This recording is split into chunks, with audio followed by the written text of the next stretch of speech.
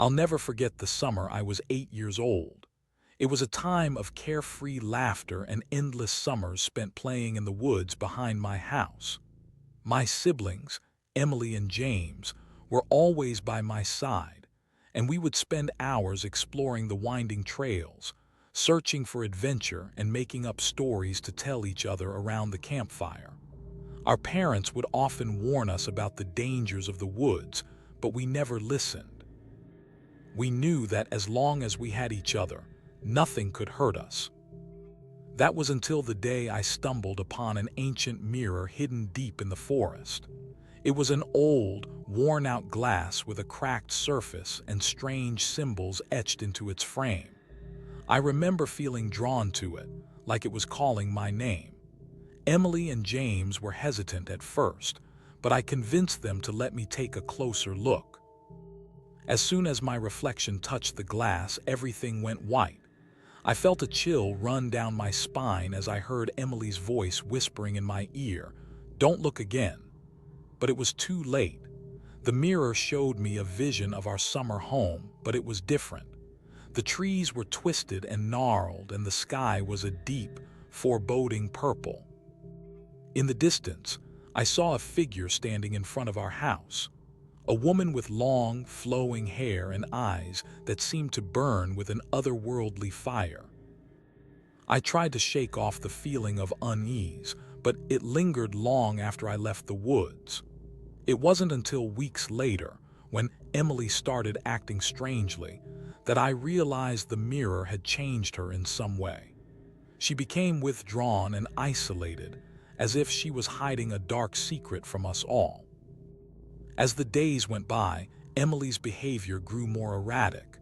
She would stare at herself in the mirror for hours on end, repeating strange phrases like Bloody Mary, over and over again. James and I were terrified. We knew that something was terribly wrong with her, but we couldn't quite put our finger on what it was. I tried to talk to Emily about it, but she just shook her head and told me not to worry, that she was fine. But I could see the fear in her eyes, the desperation to keep something hidden from us. Little did I know that this was only the beginning of a descent into madness and terror that would change our lives forever. As the days went by, Emily's behavior grew more and more erratic. She would stare at herself in the mirror for hours on end, repeating strange phrases like Bloody Mary, over and over again.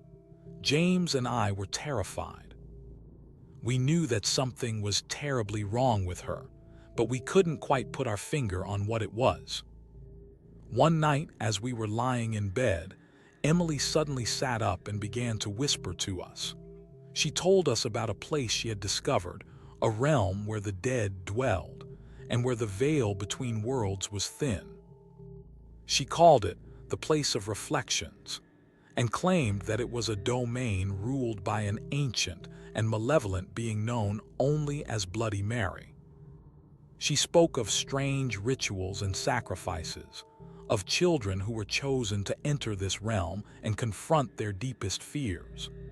Emily told us that she had been chosen for some reason, that her presence in the mirror had disturbed the balance and awakened a power that could not be ignored.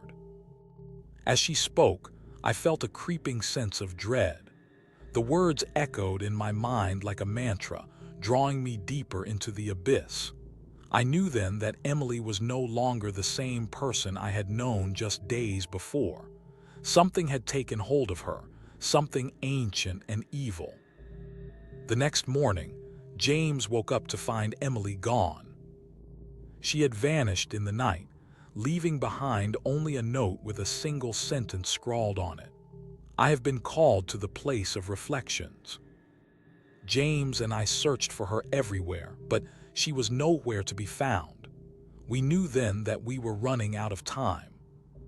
The mirror in the woods seemed to pulse with an otherworldly energy, as if it too was waiting for me. I felt a shiver run down my spine as I gazed into its depths, wondering what horrors lay hidden within those cracked and twisted lines. As I stepped into the woods, the trees seemed to close in around me, casting long, ominous shadows on the ground. The air was heavy with an unnatural silence, as if the very creatures of the forest were holding their breath in anticipation of something. I followed the path that wound deeper into the woods, my heart pounding in my chest. Every step felt like a betrayal, as if I was being drawn further and further away from the world I knew. The trees grew taller and closer together here, their branches tangling overhead to form a canopy of twisted limbs. It was then that I saw them, the first of the twisted, humanoid abominations. They were standing motionless, their bodies contorted into impossible shapes, as if they had been crafted from the very wood itself. Their faces were blank, featureless slabs of skin that seemed to absorb the light around them, leaving only an empty, soulless stare. I felt a scream building in my throat as I realized that these creatures were not just random monsters. They were the product of Emily's presence in this place. The mirror had shown me her transformation, and now it was happening to others. I stumbled backward, tripping over roots and crashing to the ground. As I looked up, I saw more of them, a whole army of twisted, humanoid abominations, their eyes fixed on me with an unspeakable hunger. I scrambled to my feet, knowing that I had to keep moving if I wanted to survive. But as I turned to flee, I heard a voice whispering in my ear, "You should not have come here." It was Emily's voice, but it was different now. It was cold, calculated, and utterly devoid of humanity. I knew then that she was no longer the girl I had known, and that I was face to face with something truly evil.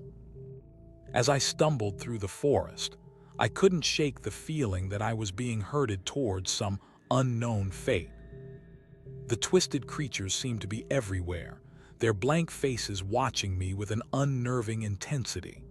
Suddenly, I heard the sound of chanting, a low, monotone chant that sent shivers down my spine. It grew louder and closer, until I saw a group of children gathered around a makeshift altar. They were all staring at Emily, who stood at the center of the circle, her eyes glowing with an otherworldly energy. The air was thick with the stench of decay and corruption, and I knew that I had stumbled into something truly evil. As I watched in horror, the children began to chant louder, their voices rising to a fever pitch as they called out for Bloody Mary to appear. Emily's eyes flashed with excitement, and she raised her hands to the sky. The chanting grew even louder until it was almost deafening. And then, in an instant, everything went silent.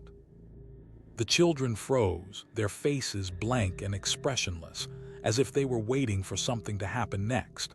And then I saw her Bloody Mary herself, standing at the edge of the circle. She was a towering figure, her skin deathly pale, her eyes glowing with an evil light. Her presence seemed to fill the entire clearing, and I felt my heart racing in terror as she began to speak. "You have been chosen," she said, her voice like ice.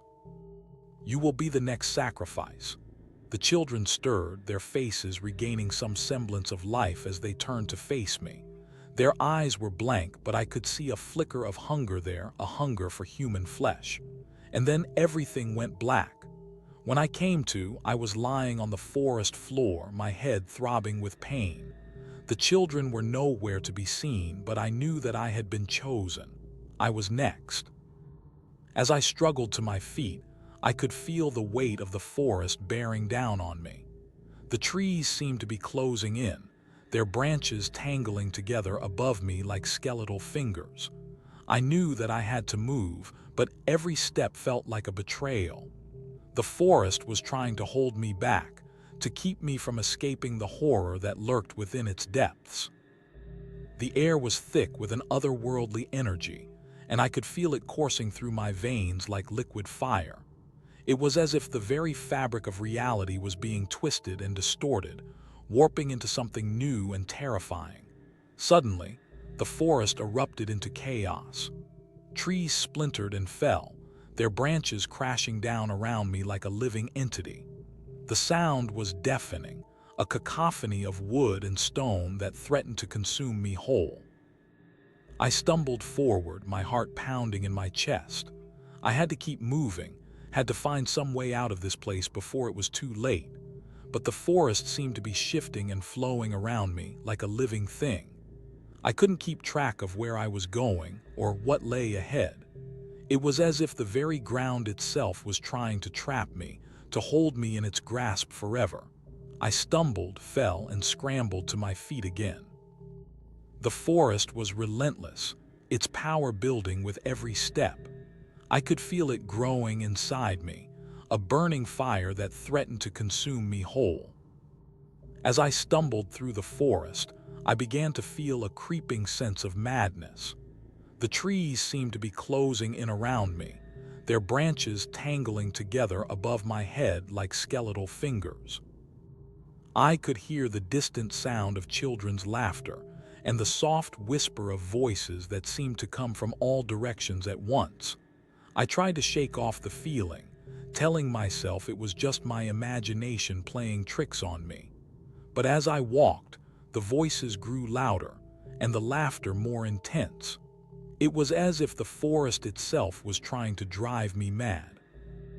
I stumbled upon a clearing, and in the center of it I saw them, the children who had been chosen as sacrifices.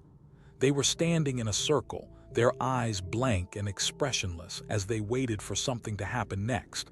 I felt a surge of fear, and my mind began to reel with questions. What was happening to these children? Why were they being held here? And what did Emily have to do with it all? As I watched, the children began to change.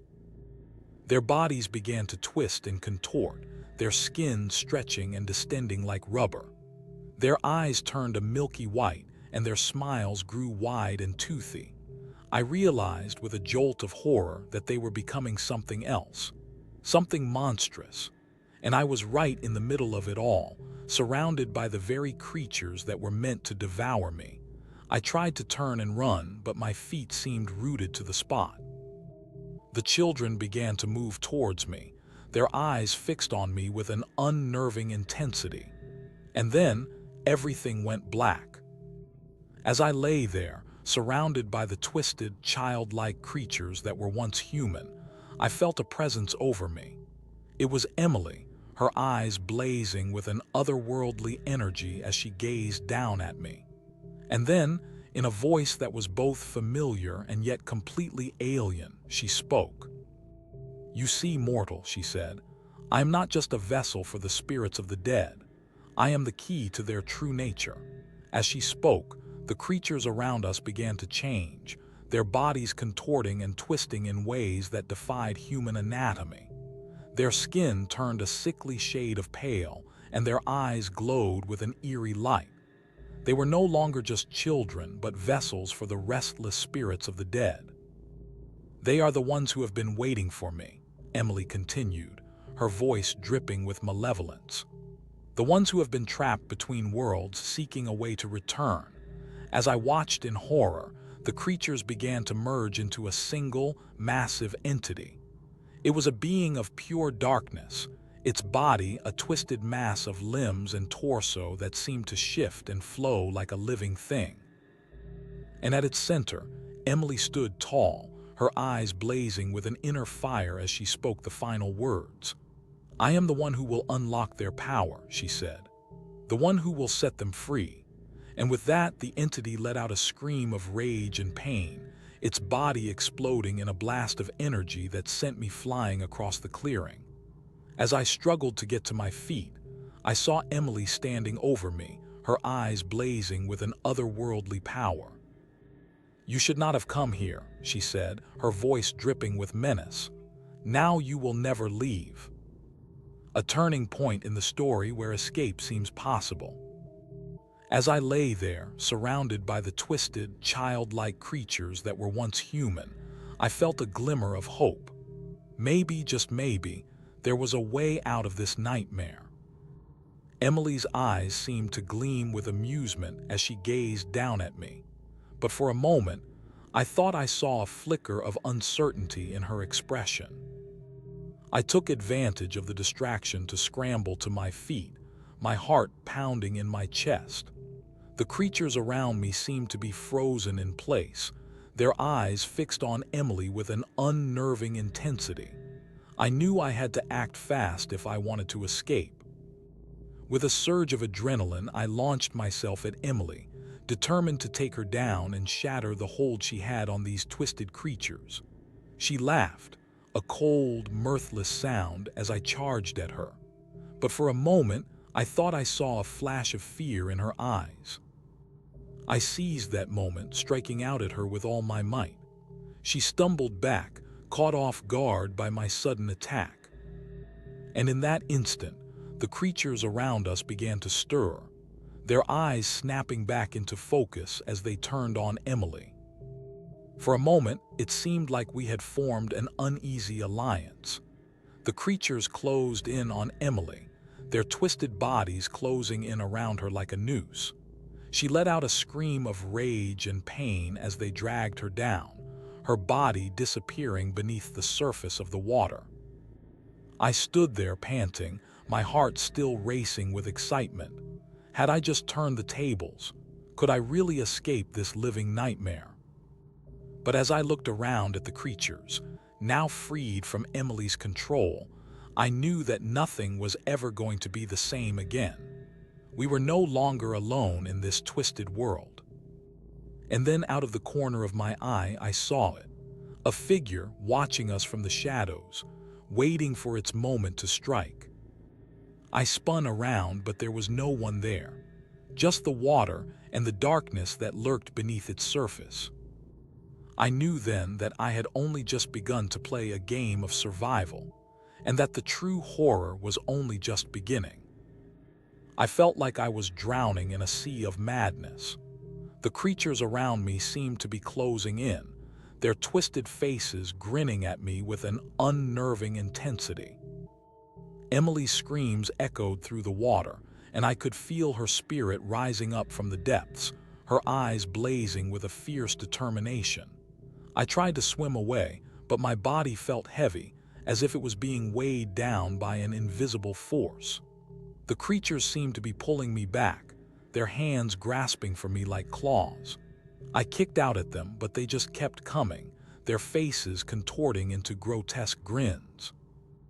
I felt my mind slipping, sliding down a rabbit hole of madness and despair.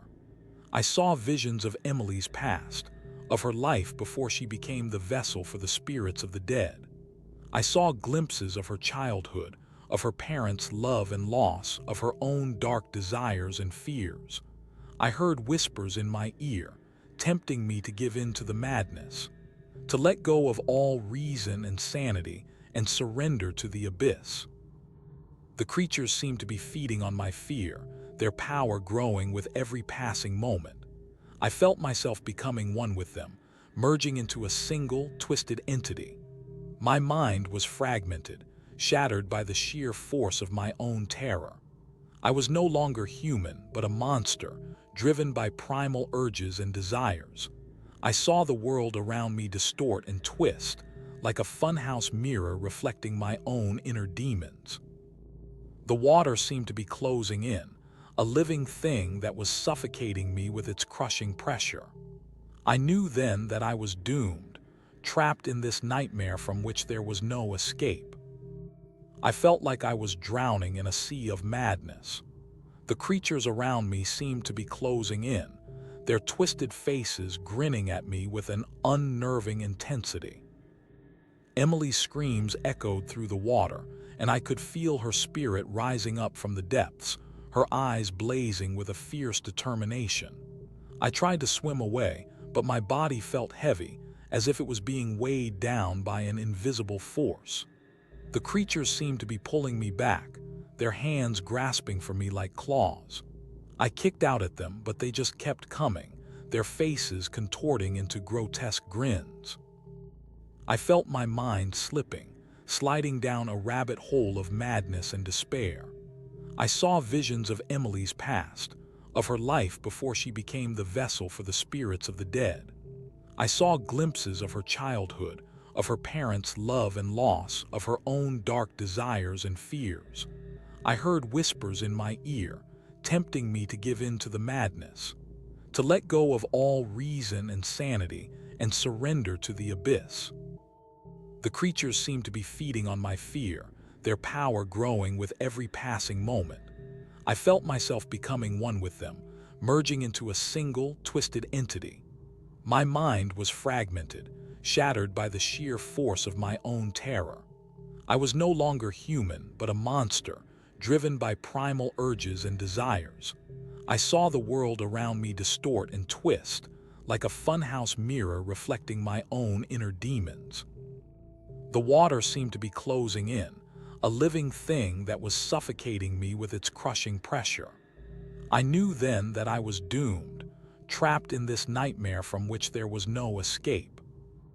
As I succumbed to the madness, I felt myself being pulled towards a dark and ancient power that lurked within me. It was a presence that had been growing in strength, feeding on my fear and despair. I knew then that I was facing a confrontation with the darkness within myself.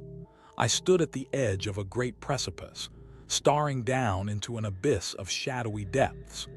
The creatures around me seemed to be waiting for me, their twisted faces grinning with anticipation. They were no longer just mindless beasts, but vessels for the dark forces that lurked within me. I took a step forward, feeling the power of the darkness coursing through my veins like liquid fire. It was a sensation both exhilarating and terrifying, as if I was being reborn from the very depths of madness itself. The creatures closed in around me, their eyes burning with an otherworldly intensity. I raised my hands, and they halted in midair, as if waiting for my command. I could feel the power surging through me, a torrent of energy that threatened to consume me whole. I knew then that I was at the threshold of a great transformation, one that would change me forever. I took another step forward, and the darkness seemed to coalesce around me like a living thing. It enveloped me, a shroud of shadowy tendrils that reached out to snuff out my mortal form. I felt myself being drawn into its depths, a journey into the very heart of madness itself. And yet, despite the terror that gripped my heart, I knew that I was ready to face whatever lay within. As I stood at the edge of the abyss, I felt the darkness within me coalesce into a singular, malevolent force. The creatures closed in around me, their eyes blazing with an otherworldly intensity. I raised my hands, and they halted in midair, as if waiting for my command. I took a deep breath, feeling the power of the darkness coursing through my veins like liquid fire. It was a sensation both exhilarating and terrifying, as if I was being reborn from the very depths of madness itself. The creatures began to whisper my name, their voices echoing through the void like a chorus of damned souls. I felt myself being drawn into their midst, a journey into the very heart of madness itself. I looked down at Emily's body, lying motionless on the riverbed. Her eyes were closed, her face serene and still. But as I gazed upon her, I knew that she was not what she seemed. She was a vessel, a conduit for the dark forces that lurked within me. And in that moment, I realized that I was not just confronting my own darkness, but that of humanity itself. I took another step forward, and the creatures parted to reveal a great, glowing portal behind them. It pulsed with an otherworldly energy, a gateway to realms beyond our own. I knew then that this was the final confrontation, the moment of truth that would determine the fate of my soul. I reached out a hand, feeling the power of the darkness coursing through me like liquid fire. And as I touched the portal, everything went black. I opened my eyes to find myself standing on the riverbank, the sun shining down upon my face. The creatures were gone, and Emily's body was nowhere to be seen. But as I looked down at my hands, I saw that they were no longer mine. They were twisted and distorted, as if shaped by some dark and malevolent force. I knew then that I had been forever changed, transformed into a creature of the darkness itself.